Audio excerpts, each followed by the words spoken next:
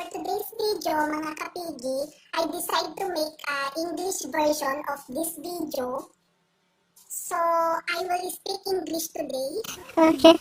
Since most of my viewers are from other countries. I'm not good English, mga kapigi, but I hope you can understand. Okay.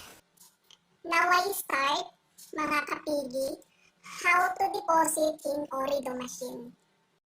Hello everyone, good morning and welcome to my YouTube channel. How are you mga kapigi? Hope you are all doing great.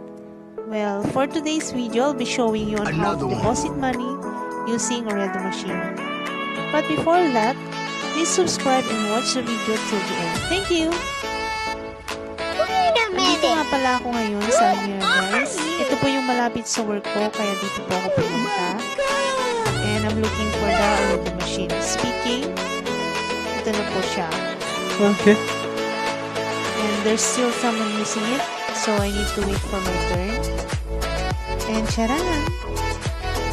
So here are now the steps on how to use Orido machine to deposit your money. First, click enter and then choose English since we don't understand Arabic. And then click mobile money. Click yes and click deposit. And then enter your QID number or your ikama. Nga pala mga kapigi, you can find Orido machine everywhere here in Qatar. Pero ito po yung malapit sa work ko, kaya dito po ako pumunta. Pwede po kayong pumunta sa mall, ganun po. Okay. And then when you finish to enter your QID number, click proceed and then enter your mobile number.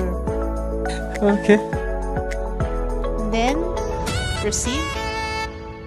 Please wait while your transaction is being processed.